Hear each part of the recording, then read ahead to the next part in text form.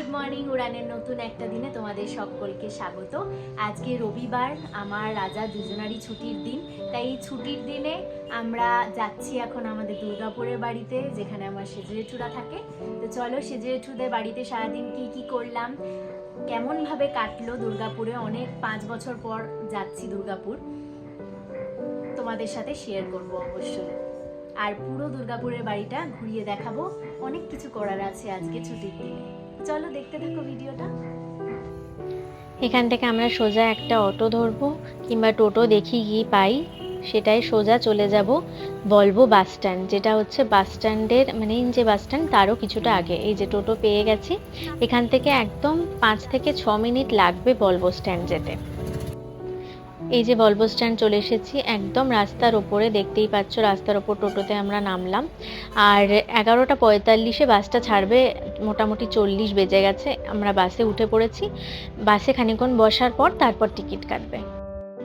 1 ঘন্টায় দুর্গাপুর ঢুকিয়ে দিয়েছে। এবার সিটি সেন্টারে নামবো, সেখান থেকে অটো করে চলে যাব সবুজনগর সেজ্জার বাড়ি। আমরা নেমে পড়েছি দুর্গাপুর বাস স্ট্যান্ডে। এই যে পেছনে শ্যামলী পরিবহন, এই বাসটা করে আমরা এলাম এখন। এখানেও ওয়েদার সেমই, দুর্গাপুর আসানসোলে তো ডিফারেন্স কিছু নয়। তো এবার আমরা একটা অটো করে নেবো, অটো করে তারপর সবুজনগর যেখানে সেজ্জাদের বাড়ি সেখানে যাব, একটু চা খেয়ে নিই তারপর। 5 মিনিটের মধ্যে আমরা র্যাপিডো অটো পেয়ে গেছি। দুর্গাপুরের এই জিনিসটা আমার ভীষণ ভালো লাগে, ভীষণ প্ল্যান সিটি, আর এত সুন্দর রাস্তা, চারিদিকে গাছপালা, মনটা যেন একদম ভরে যায়। 20 মিনিট মতো লাগলো সেজ্জাদের এই সবুজনগরে আসতে। 2 দিকে পুরো ঝাউবন, তার মাঝখান দিয়ে রাস্তা। সেখান থেকে এই যে ঢুকে গেলাম সেজ্জাদের পাড়ায়, আর কিছুক্ষণের মধ্যেই বাড়িতে ঢুকে যাব। এই যে চলে এলাম।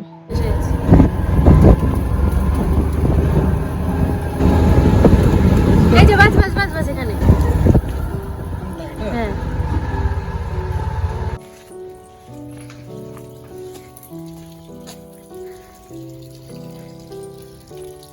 এইখানটাতে এসে চিনে গেছি, রাস্তাটা এখানে এসে মনে পড়ে গেছে। হ্যাঁ, আমি তো ভিডিও করছি, দেখো কি সুন্দর।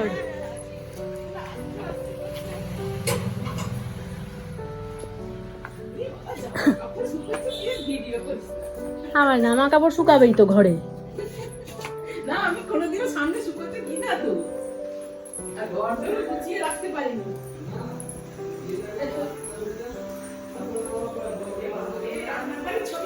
এসে গেছি। আমার রান্নাঘর ছটা, আমি এখন ওই মাছটা রাঁধিনি। না রাখো জিনিস। ভাইয়ের সাথে কালকে কথা হয়েছে আমার ফোনে, এই ঘরে রাখো, এই ঘরে ভাইয়ের সাথে কথা হয়েছে আমার। আমি যে পেছনটা এটা, ও বাবা এই গাছটা কত বড় হয়ে গেছে। এটা কোথাকার জানিস? কোথাকার? এটা পাতিপত্রতে এসেছিল একটা এইটুকু, ও লাগিয়েছিল, সেইটা আবার তা থেকে একটু নিয়ে এসে লাগিয়েছে। দেখেছো দেয়ালে কেমন ছিটে গেছে। হ্যাঁ, দেয়াল থেকে কেমন করে একটা উঠছে।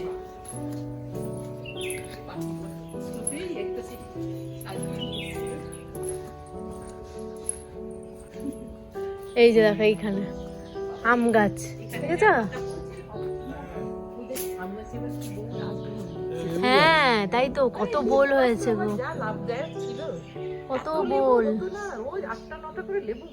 প্রচুর পাতা পড়েছে তো এইখানে, তো হয়েছে কত লেবু।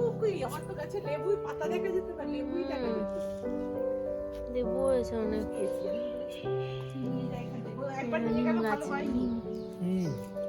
নিম বলছি, কারি পাতাটা।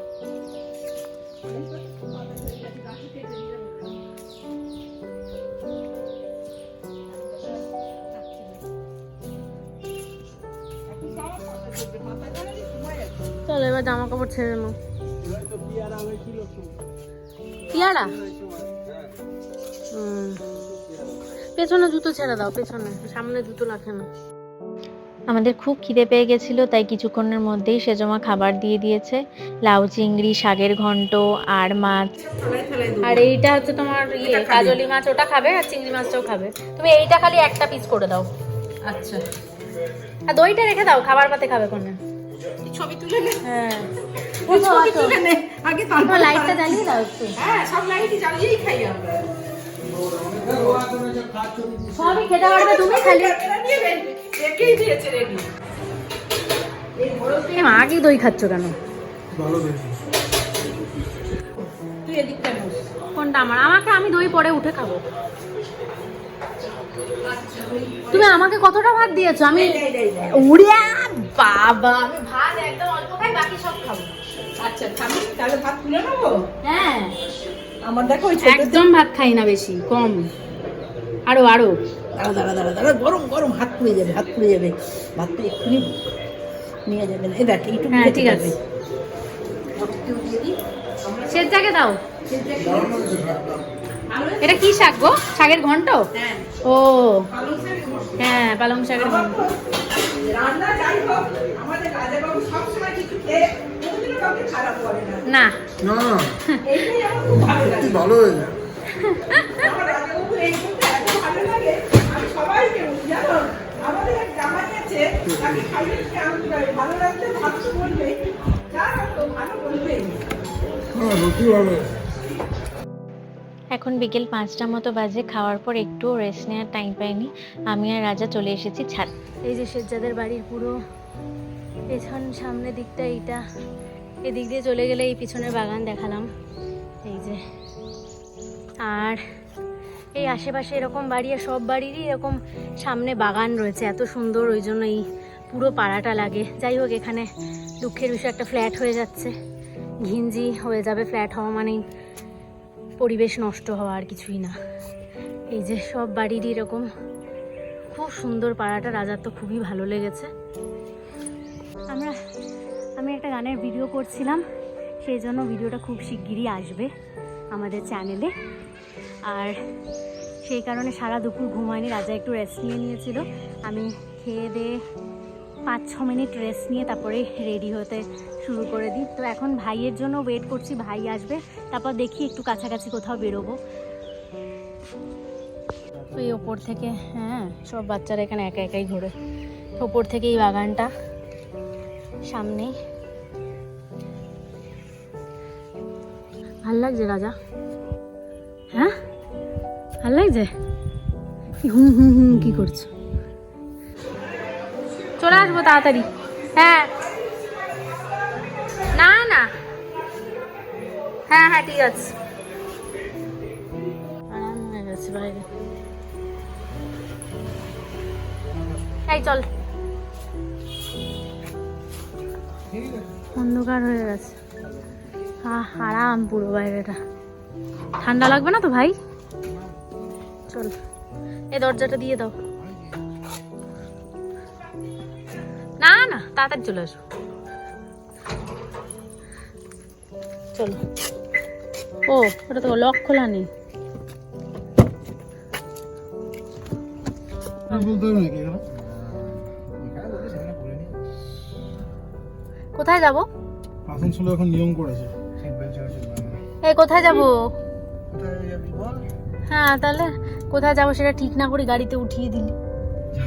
এখন তো জাংশন ছাড়া কোথাও যাওয়ার নেই। এটা সেটা করে ঠিক হলো আমরা একটা জায়গায় প্রথমে কফি খেতে যাব, তারপর ওখান থেকে নেক্সট প্ল্যান যেতে যেতে করব।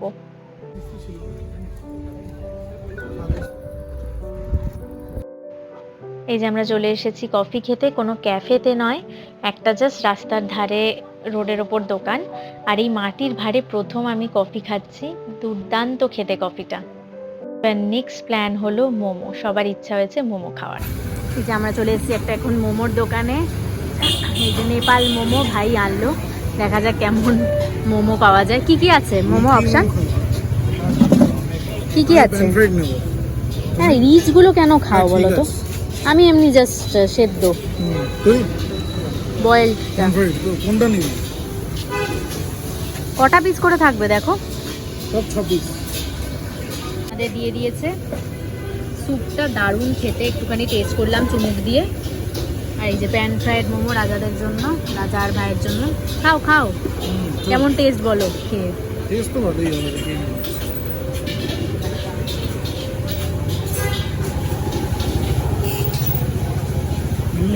হ্যালো দিদি, আমিও খাবো। সস দিয়েছে, সসে ডুবাই। একদম মোমোটার ভিতরটা একটা পুরো একদম চিকেনের ফিল, দারুণ লাগছে খেতে। সাইজগুলো এরকম বড় বড়, কিন্তু লেয়ারটা কিন্তু খুব মোটা নয়, একদম চিকেন ভর্তি আছে। আর স্যুপটা তো দুর্দান্ত, মোমোর সাথে স্যুপ না হলে একদম জমে না। তো ব্যাঙ্গালোরে তো কোথাওই মোমোর সাথে স্যুপ দেয় না, তো আমি পাগল হয়ে যাই কোথায় মোমোর সাথে স্যুপ পাওয়া যাবে, হেভি লাগছে।